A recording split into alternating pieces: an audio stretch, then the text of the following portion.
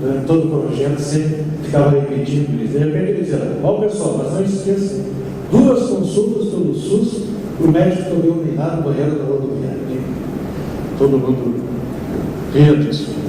Mas é uma tragédia isso, na verdade, uma tragicomédia.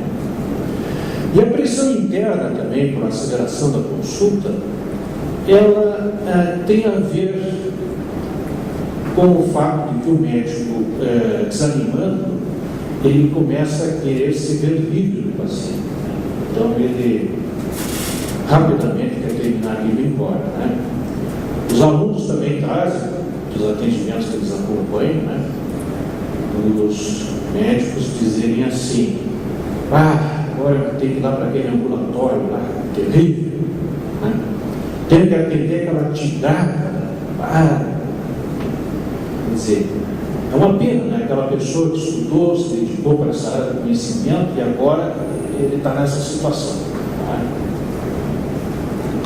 Bom, outra razão, além do tempo curto, é que o paciente mudou hoje. O paciente hoje ele tem muito acesso à mídia, né? E a mídia, naturalmente, vai dar ênfase às novidades da medicina, aquelas coisas que chamam mais atenção, aos modismos da medicina. Né? Então, nós mesmos, como psiquiatras, certamente todos passando por situações semelhantes a que eu vou colocar agora. O paciente chega e já com o diagnóstico pronto. Doutor, eu tenho um transtorno bipolar. E a gente vai ver, esse paciente tem, no caso que eu estou me lembrando, o paciente ele tinha um traço de personalidade histriônica, tudo aquilo que ele fazia era para conseguir chamar a atenção sobre ele. Né? Toda aquela movimentação que ele fazia era para chamar a atenção sobre ele, para conseguir ser o centro das atenções. Né? Mas é difícil agora dizer para ele que ele não tem um transtorno bipolar, até porque a mídia tem mais força, pelo menos a maioria de nós psiquiatras. Ainda recentemente, um paciente meu voltou e me disse assim: eu sabia que o senhor era bom, eu vi o senhor na televisão semana passada. Se eu não tivesse na televisão, eu não era bom. Quer dizer, a televisão tem mais poder que eu. Né?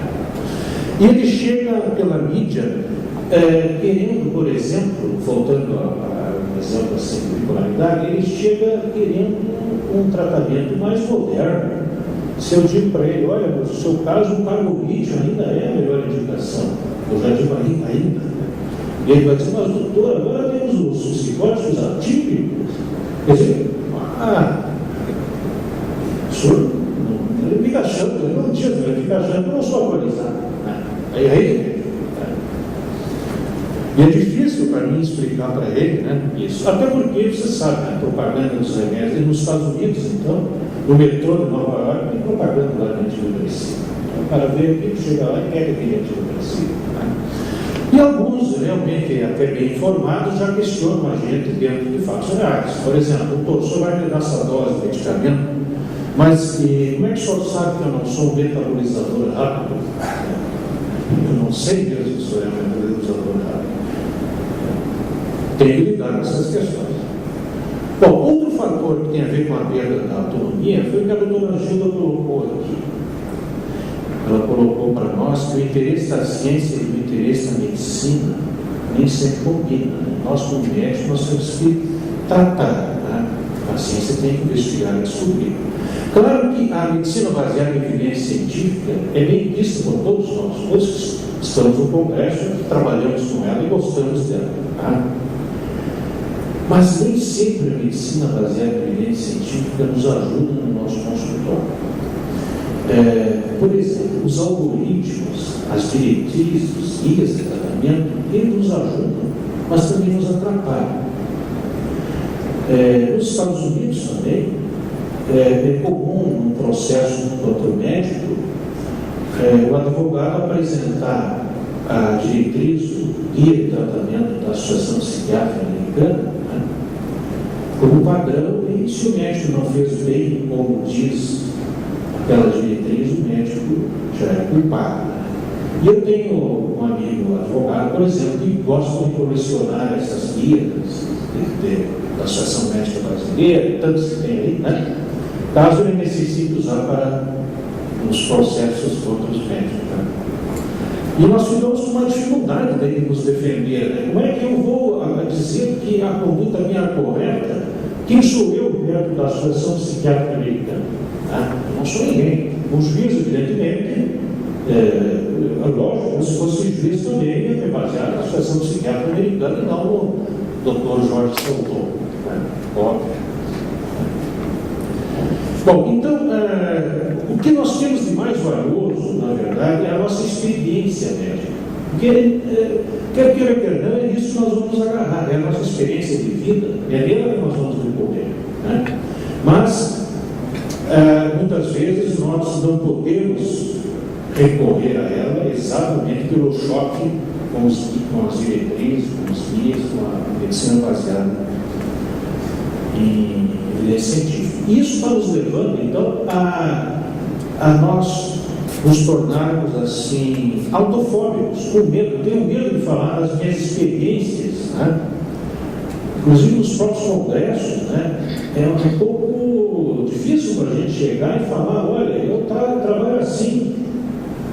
Porque o colega lá que não conhece muito, ele vai olhar e vai dizer, esse sujeito não se baseia em evidência científica, as últimas aqui. Ele é um cara desatualizado. Então a gente fica com um pouco dificuldade, inclusive, de revelar o nosso jeito real de trabalhar no nosso consultório, na nossa atividade. E nós somos levados, então, a uma ação automática, né? Tipo como se nós fôssemos daí um psiquiatra eletrônico, tipo um caixa eletrônico, assim, né? Nós já temos um Google eletrônico com os sintomas médicos, né?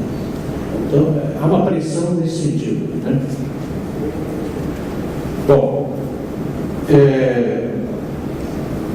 eu dou um exemplo assim. Quem trabalha, por exemplo, atendendo depressão, né? Nós sabemos que a depressão é moderada pela diretriz da Associação Psiquiátrica Americana, ela pode ser tratada com psicofármacos, com psicoterapia cognitivo comportamental, psicoterapia interpessoal e é dito lá que, pelo consenso de vários especialistas, também pela psicoterapia psicanalítica. Né? Quem vai decidir isso? Somos nós que vamos decidir. Né?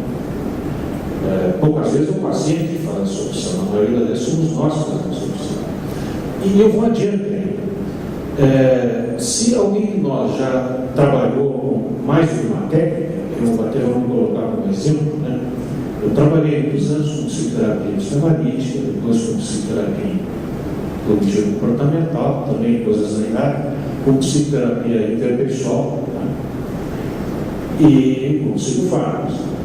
Esse paciente que eu vou atender, hoje eu digo que estou fazendo psicoterapia interpessoal, mas a minha psicoterapia interpessoal, ela é enriquecida da experiência que eu tive na psicoterapia cognitivo-comportamental e na experiência que eu tive na psicoterapia psicanalítica.